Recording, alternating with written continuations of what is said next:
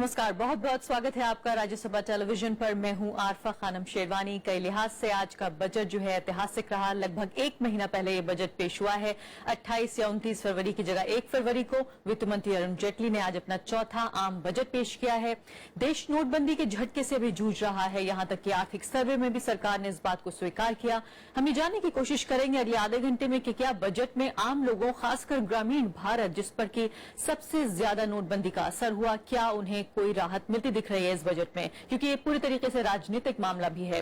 साथ ही 5 राज्यों में चुनाव होने वाले हैं। इस बजट से किस तरह के राजनीतिक संकेत मिल रहे हैं, और एक जो आम बजट है दरअसल वो सिर्फ एक आर्थिक डॉक्यूमेंट ही नहीं, एक आर्थिक दस्तावेज ही नहीं, किस तरह का की राजनीतिक दिशा है एक सरकार की, ये भी काफी हद तक बताता है। आने वाले 2 साल से कुछ ज्यादा का वक्त इस सरकार के पास है। किस तरह के राजनीतिक संकेत हमें मिल रहे हैं, दिशा क्या होगी, और अर्थव्यवस्था के हिसाब से इस बजट से किस तरह के संकेत मिल रहे हैं, ये जानने की हम कोशिश करेंगे अगले आधे घंटे के दौरान। मेरे साथ कई खास मेहमान मौजूद हैं। मेरे साथ मौजूद होंगे former finance secretary CM Vasudev, इसके अलावा वरिष्ठ पत्रकार हरवीर भी मेरे साथ मौजूद हो सकते हैं, एडिटर हैं moneybhaskar.com के।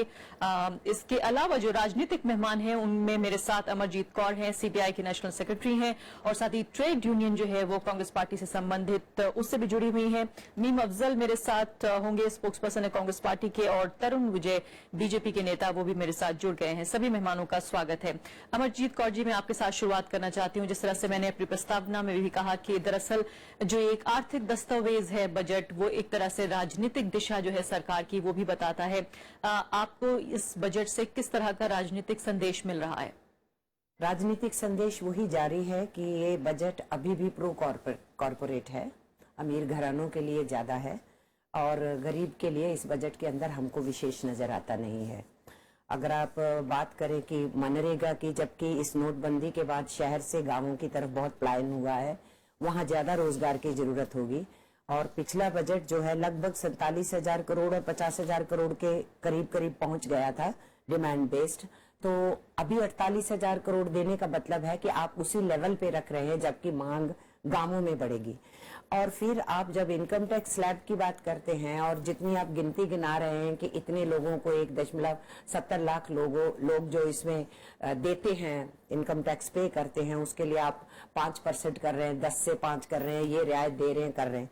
लेकिन 80% जनता जो है वो इनडायरेक्ट टैक्स के दायरे में है, इनडायरेक्ट टैक्स देती है, वो टैक्स रिटर्न के दायरे में है ही नहीं, उनकी आमदनी बहुत कम है। उनके लिए इस बजट के अंदर कुछ भी विशेष नहीं है। खास करके ये बजट टोटली रोजगार के पैमाने पे फेल है। कहीं भी रोजगार जनरेशन की बात नहीं दिखाई देती इस बजट में।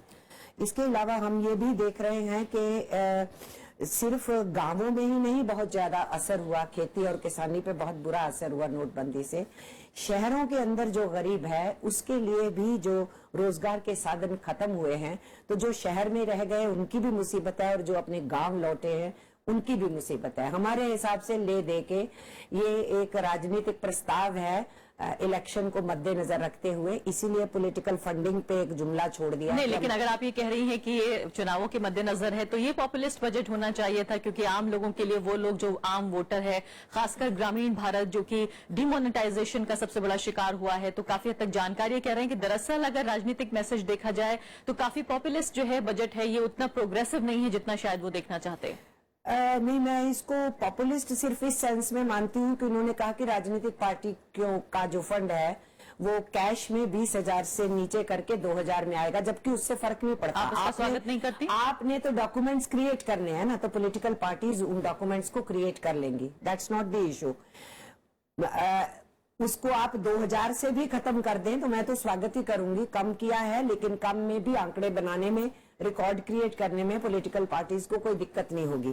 पर मैं कहना ये चाहती हूँ, अगर ईमानदारी है पॉलिटिकल पार्टीज की तरफ से पैसे को काले धन के रूप में करने की, या इकट्ठा करने की, या करप्ट प्रैक्टिसेस करने की, तो सीधे सीधे पॉलिटिकल पार्टीज की फंडिंग को आरटीआई के तहत लाना चाहिए। अगर सरकार ये करने को तैयार है तो मैं मानती हूँ कि वो कुछ कर रहे हैं, अदरवाइज ये जिम्मिक है, वाहवाही लूटने वाली बात है। तो ये बात तरुण विजय से पूछ लेते हैं कि क्या वाकई जो असली जहां जड़ है भ्रष्ट जो है वो पैसे की, भ्रष्टाचार की, खासकर इलेक्टोरल पॉलिटिक्स में, उसे किस तरह से हम वो देखते हैं? क्या वाकई सिर्फ 20,000 से 2,000 कर देने भर से जो है बात बन जाएगी? लेकिन सीएम वासुदेव भी मेरे साथ मौजूद है, उनकी टिप्पणी लेकर और फिर मैं उसके बाद रुख करूंगी तरुण विजय का। सीएम वासुदेव जी, ये बताइए फिलहाल कि किस तरह का पॉलिटिकल मैसेज, किस तरह का राजनीतिक जो संदेश है वो आप इसमें देख रहे हैं? क्योंकि एक जो बजट है दरअसल वो सिर्फ एक आर्थिक दस्तावेज नहीं, बल्कि पूरी तरीके से किस तरह की राजनीति एक पॉलिटिकल पार्टी या एक सरकार करना चाहती है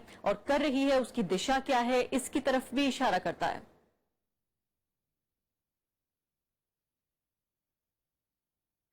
नहीं, देखिए, मैं मानता हूं कि ये बजट बहुत प्रोफेशनल ढंग से बनाया गया है और बहुत पॉपुलिस्ट नहीं है, बल्कि ये मैं समझता हूं पॉलिटिकल पॉइंट ऑफ व्यू से एक मौका था शायद सरकार के पास कि एक पॉपुलिस्ट बजट दे सकें। क्योंकि डीमोनेटाइजेशन जब हुआ तो उस समय काफ़ी आर्थिक मंदी एक क्वार्टर में आई, सप्लाई चेन काफ़ी डिसरप्ट हुई, लोगों को काफ़ी परेशानियां हुई और ये उम्मीद की जा रही थी कि जो बजट होगा उसमें जो परेशानियां लोगों की आई उसका कुछ निदान करने का कुछ अवसर है सरकार के पास, वो कुछ दिखाएंगे। कुछ दिखाया उन्होंने, कुछ छोटे छोटे टैक्स पेयर्स के लिए थोड़ा राहत दी है, मगर जो ज्यादा रूरल एरियाज के लोग हैं उनके लिए कोई डायरेक्ट ट्रांसफर्स की बात नहीं हुई है। केवल allocations rural development, agriculture development उसके लिए बढ़ाए गए हैं, मगर उसका सीधा संबंध मैं समझता नोटबंदी से नहीं कर सकते हैं। तो कुछ ऐसे कदम भी उठाए जा सकते थे अगर पॉपुलिस्ट होना चाहते हैं, जिससे कुछ डायरेक्ट ट्रांसफर्स उनके लिए होता है रूरल एरियाज में, जिन्होंने नोटबंदी का काफी हो रहा। दूसरा ये नोटबंदी के बाद ये था, उम्मीद की जा रही है। जी, आप क्या ये कहना चाह रहे हैं, आप ये कहना चाह रहे हैं कि जिस तरह से इकोनॉमिक सर्वे में इस बात को बहुत जोरदार तरीके से रखा गया था कि यूनिवर्सल जो बेसिक इनकम है उसका जो पूरा विचार है, उसका जो कॉन्सेप्ट है वो लाया जा सकता है, यूनिवर्सल ना भी सही तब भी गरीबों की पहचान करके 125 करोड़ लोग ना सही तो 25 करोड़ लोगों पे कम से कम अपनाया जाए। क्या आपको लगता है कि इस लिहाज से निराशा लगी है हाथ? नहीं, देखिए, यूनिवर्सल बेसिक इनकम का कॉन्सेप्ट बहुत अच्छा है, मगर उसको लागू करने के लिए काफी तैयारी करनी पड़ेगी। क्योंकि अगर कुछ सब्सिडीज जो एग्जिस्ट कर रही हैं वो भी एग्जिस्ट करती रहें और ऊपर से आप यूबीआई भी ले आए तो ये तो बहुत बड़ा आर्थिक बोझ हो जाएगा जो सरकार शायद वहन न कर पाए। तो ये काफी सोच विचार की बात करने की होगी, कौन कौन सी सब्सिडीज जो हैं इनको यूबीआई में सब्स्यूम किया जाए और फिर इसको लागू किया जाए। मैं समझता हूँ कि एक 3,000 करोड़ का एक छोटा अमाउंट रखा है उन्होंने, जो डिपार्टमेंट ऑफ इकोनॉमिक अफेयर्स के नाम रखा गया है नई स्कीम, नए प्रोग्राम के लिए। ये जरा देखने वाली बात होगी कि क्या पायलट प्रोग्राम इस प्रकार का इस पैसे से शुरू कर सकते हैं या नहीं। मगर मैं दूसरी बात ये कह रहा था कि जो नोटबंदी से जो पोटेंशियल बेनिफिट्स है उसको भी रीप करने का एक ये अवसर था जो इन्होंने कोशिश की है। मैं समझता हूँ टैक्स बेस काफी बढ़ेगा, जो आंकड़ों से अभी साबित नहीं हो रहा है, मगर मेरे हिसाब से जो टैक्स रेवेन्यूज इन्होंने दर्शाए हैं स्पेशली इनकम टैक्स के, वो काफी कम दिखाए हैं। मैं समझता हूँ इससे कहीं ज्यादा आएंगे, जबकि आईडीएस के बेनिफिट्स जो 31 मार्च तक लोगों को जमा करने हैं उसके बेनिफिट्स के किन होंगे। और इसके साथ साथ जो ब्लैक मनी के ऊपर इन्होंने प्रहार जारी रखा है, जैसे ये इलेक्शन फंडिंग के माध्यम से, या ये जो इन्होंने चेंजेस रियल एस्टेट सेक्टर में किए हैं जिससे कि जो कैपिटल गेन्स टैक्स को काफी सरलीकरण किया गया है, जो एक बड़ा इंसेंटिव है ब्लैक मनी रियल एस्टेट में लाने के लिए। सेंट्रल गवर्नमेंट के हाथ में वही चीज थी, स्टेट गवर्नमेंट के हाथ में स्टैंप ड्यूटी है, अगर वो भी कम हो जाए तो मैं समझता हूँ और ज्यादा असर होगा कि जो black money real estate sector में जाती है उसके ऊपर हो। तो कुछ बेनिफिट्स इन्होंने दिए हैं, मगर जिन लोगों के आंसू पोंछने की जरूरत थी, मैं समझता हूँ जिन्होंने तकलीफ उठाई लोग नोटबंदी के दौरान, उनके लिए कुछ और मैं समझता हूँ कर सकते थे। हो सकता है चुनाव की वजह से जो इनके पास मॉडल कोड ऑफ कंडक्ट लागू हुआ उस वजह से नहीं कर पाए, मगर एक ये मौका था वो सब करने के। बिल्कुल। तरुण विजय जी, 2 महत्वपूर्ण सवाल हैं जो मैं आपसे पूछना चाहती हूँ। सबसे पहले सवाल मैं इस लिहाज से आपसे पूछना चाहती हूँ कि जो बात लगातार इस बात को लेकर कही गई कि दरअसल प्रधानमंत्री मोदी खुद जिस तरह की पारदर्शिता चाहते हैं और काला धन खासकर चुनावों में जो इस्तेमाल होता है, हम जानते हैं अच्छे तरीके से कि भारत में दुनिया भर में जितने चुनाव होते हैं उनमें सबसे ज्यादा धन जिन चुनावों में खर्च होता है भारत उनमें एक शामिल शामिल है देश, और उस लिहाज से जिस तरह से 20,000 से 2,000 पे जो है वो जो पॉलिटिकल फंडिंग है उसको लाया गया है, क्या आपको लगता है कहीं ना कहीं अंदर खाने भी इस लिहाज से भी 10 गुना कम करने के बावजूद भी पतली गली से निकल जाने के लिए रास्ता फिर भी बाकी है?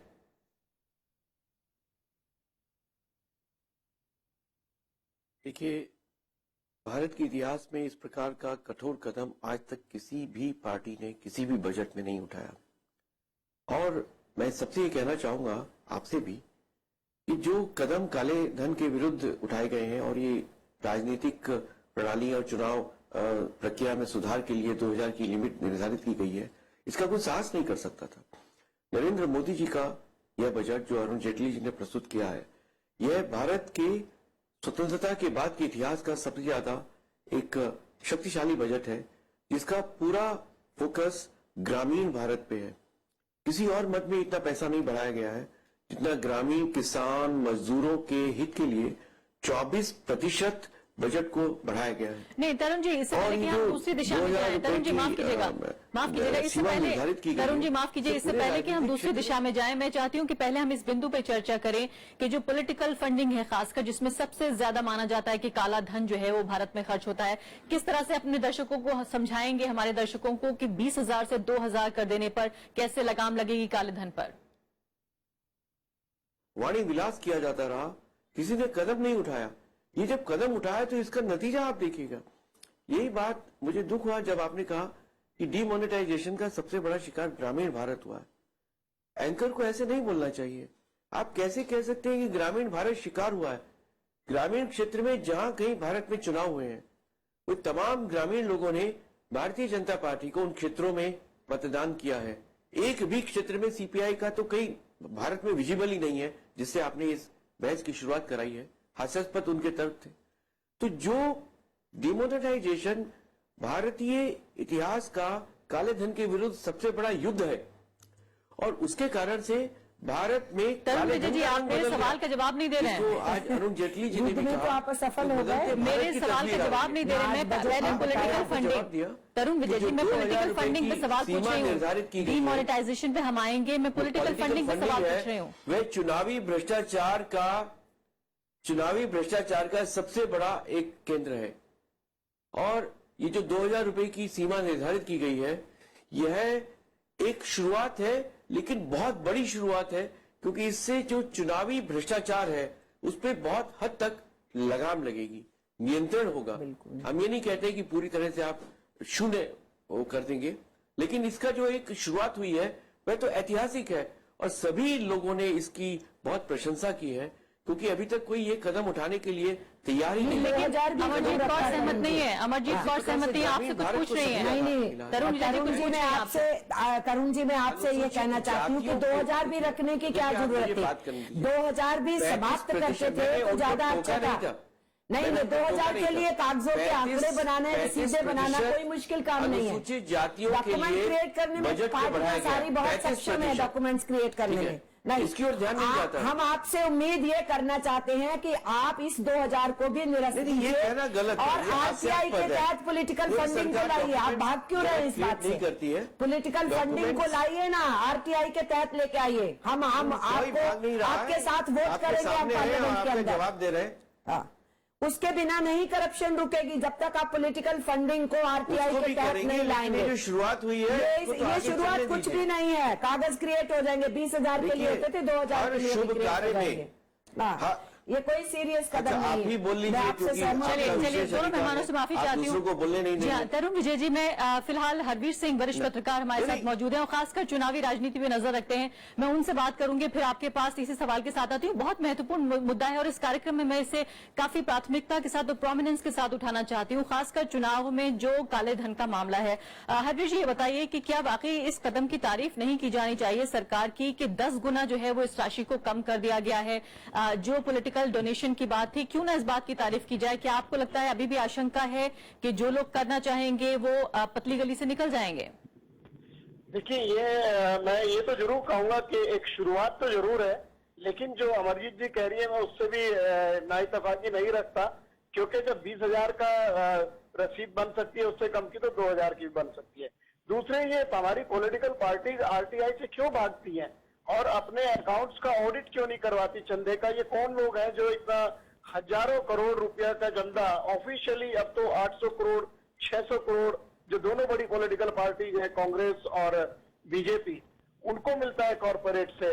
तो सवाल ये है कि इसके ऑडिटिंग को लेकर के क्यों इनको दिक्कत है? आप ट्रांसपेरेंसी लाना चाहते हैं पॉलिटिकल सिस्टम में और खासतौर से जो ये आप चुनाव की जो राजनीति है उसमें, क्योंकि देश का आम आदमी भी चुनाव लड़ना चाहता है, जिस तरीके से महंगे चुनाव हुए हैं। और मेरा ये मानना है कि अभी भी ये एक बहुत ही बड़ा फार्स होता है कहने को जो चुनाव की जो सीमा है उससे कई गुना सैकड़ों गुना पैसा खर्च होता है और ये हमारे पॉलिटिकल पार्टीज के जो बड़ी लीडरशिप है वो आंख बंद कर लेती है। किस तरीके से ये जो है कि आप कहेंगे कि लेवल प्लेइंग फील्ड एक कॉमन मैन को देश की राजनीति में सक्रिय होने के लिए कैसे मिलेगा? जी हाँ, तरुण विजय जी, दो सवाल हैं। बिल्कुल मैं आपकी तरफ आती हूँ। तरुण विजय जी, दो सवाल हैं जो यहाँ दोनों मेहमान उठा रहे हैं, हरवीर जो पत्रकार हैं वो भी उठा रहे हैं। वो ये पूछना चाहते हैं, मुझे उनकी बात का जवाब देने जी जी बोलिए। नहीं, मुझे उनकी बात का जवाब देने दीजिए। बोलिए। देखिए, हर मंगल कार्य में अमंगल की बात करना, ये स्वभाव छोड़ देना चाहिए। 20,000 था तब भी तकलीफ थी, 2,000 किया तो तब भी अशुभ बोल रहे हैं। एक शुरुआत हुई है, उसको चलने दीजिए। जहां तक ऑडिट की बात है, बिना सभी पार्टियों की सहमति के आप ऑडिट का कानून कैसे पारित कर सकते हैं? 4 पार्टियां सहमत हो जाए तब भी तो होगा। कौन सी पार्टी आपकी सहमत हो पा रही है? आरटीआई के लिए आप भाजपा को कह रहे हैं आप एक भी कोई दूसरी पार्टी बनाइए, बताइए जो आरटीआई के लिए सहमत है। हम लोग तैयार होंगे। हमने भी मांग उठाई थी, आप ही की तरह मैंने राज्यसभा में ये मांग उठाई थी, लेकिन कोई भी सदन की पार्टी, कोई भी पार्टी इसके लिए सहमत नहीं है। तो आप अपनी जो बांसुरी है अकेले ही बजाएंगे, ऐसा कैसे संभव है? सर्वानुमति तो चाहिए, लोकतंत्र है, किसी की तानाशाही नहीं चल सकती है। इसी तरह से 2,000 की लिमिट का प्रभाव आने दीजिए और उसके बाद इसमें भी परिवर्तन किया जा सकेगा। ये तो 1 साल की बात है, एक बजट की बात है। अगला बजट नजदीकी है, कम से कम इस शुरुआत का तो स्वागत किया जाना चाहिए। पूछ लेते हैं दूसरी पॉलिटिकल पार्टियों की ओर से इसको लागू करने में मदद करनी चाहिए। ठीक है।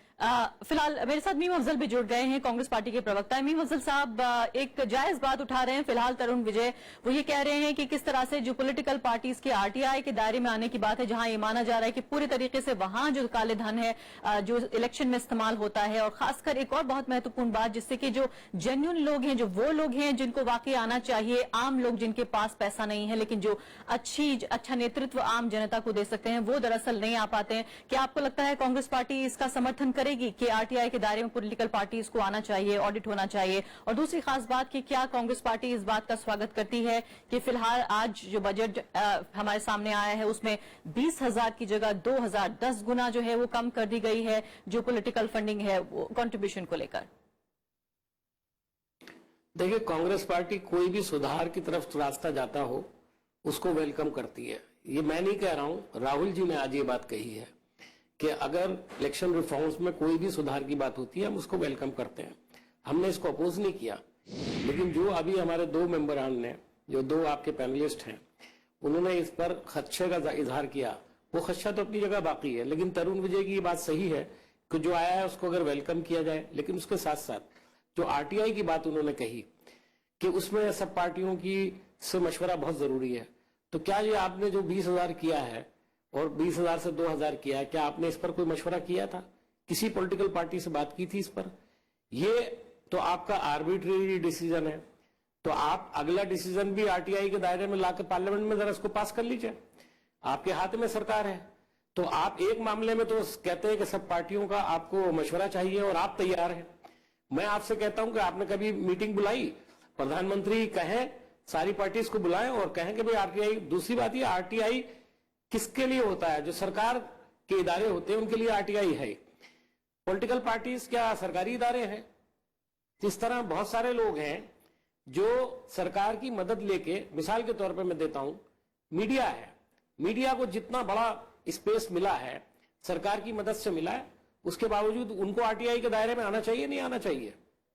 वो आजकल जो मीडिया का एक बड़ा हिस्सा जो कुछ कर रहा है, क्या आरटीआई में की जरूरत उन लोगों के लिए नहीं है। ठीक है, जिस दिन हम नीमल साहब, मैं अब आगे बढ़ना चाहती हूँ बहस में, मेरे पास बहुत ज्यादा वक्त बाकी नहीं है। मैं ये जानना चाहती हूँ फिलहाल कि नोटबंदी के बाद, डीमोनेटाइजेशन के बाद का ये बजट था जिसे माना जा रहा था कि काफी हद तक जो लोग, जिस तरह से हमारे सामने बात रखी गई सरकार के जरिए कि जो अमीर लोग हैं दरअसल और बेईमान लोग हैं उनको सजा दी जाएगी, ईमानदार लोगों को इनाम दिया जाएगा। सीएम वासुदेव जी, क्या ईमानदार लोग, गरीब लोग, उनको कोई इनाम आपको नजर आ रहा है इस बजट में? तरुण विजय नाराज हो रहे हैं, कह रहे हैं कि नहीं, ग्रामीण भारत पर कोई बुरा असर नहीं पड़ा है, उन्हें जो है इसकी कीमत नहीं चुकानी पड़ी है। क्या आप ऐसा मानते हैं?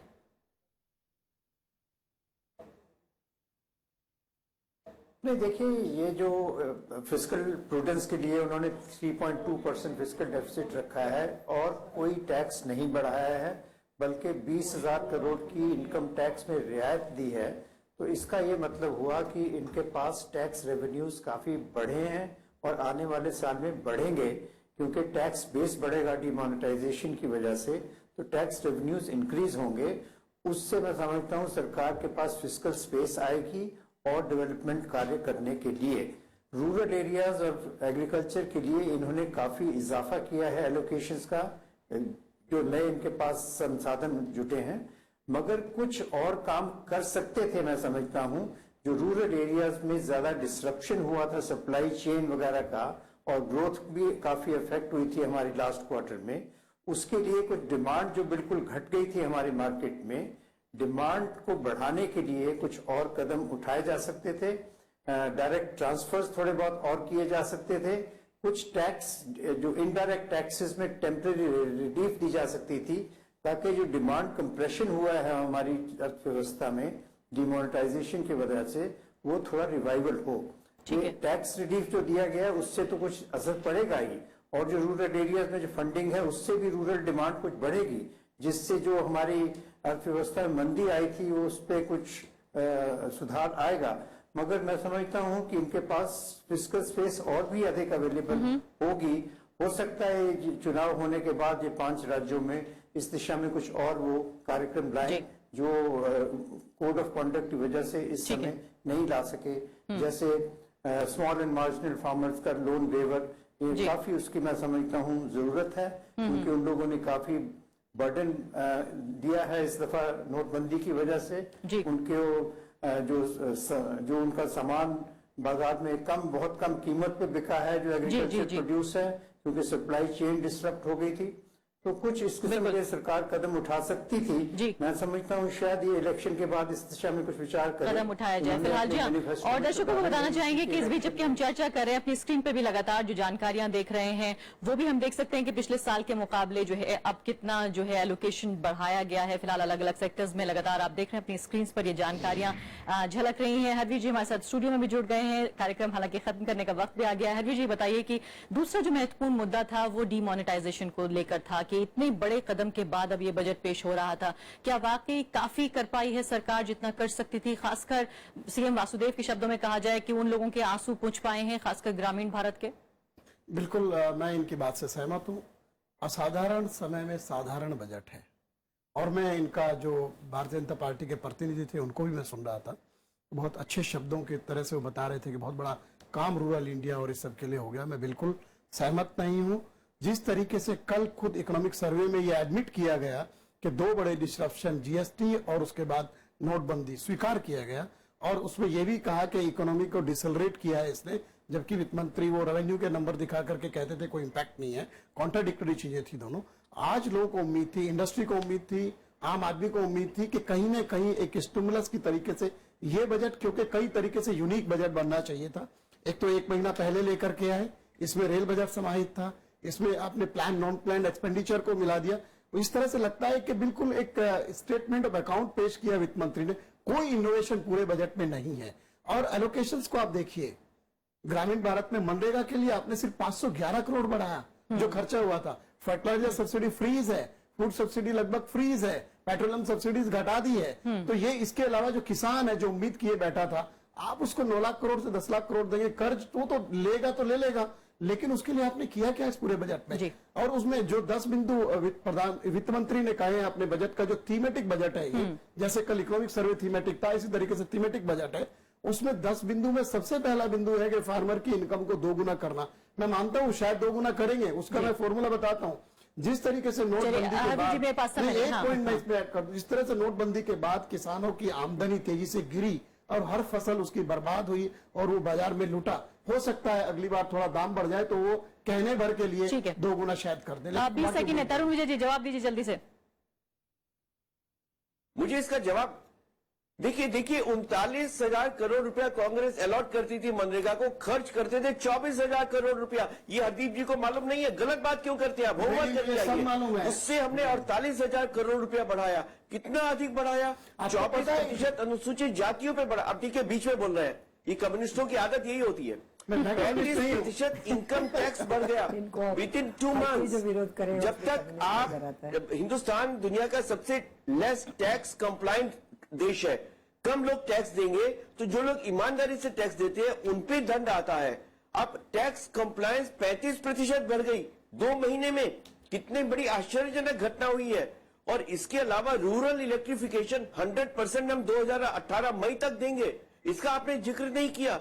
तो ये बजट पूरी तरह से ग्रामीण किसान मजदूरों के लिए, और तथ्य देख रहे हैं आप, बजट की इबारत नहीं पढ़ना चाहते, आप किसी पार्टी का मैनिफेस्टो लेके चुनाव घोषणा पत्र पढ़ देंगे तो बजट पे बहस क्या करेंगे? चलिए, मुझे कार्यक्रम आप खत्म तथ्य तो करना होगा। देखिए बहुत बहुत कितना शुक्रिया पैसा सभी अलॉट मेहमानों हुआ का। है। मैं जानती और हूँ आप अम्मी अफजल भी जवाब देना चाहते हैं या अमरजीत कौर भी जवाब देना चाहती हैं, लेकिन फिलहाल इस बजट को अभी और डिकोड करने में वक्त लगेगा। फिर हम हाजिर होंगे एक और एपिसोड के साथ। फिलहाल अभी के लिए इतना ही, नमस्कार।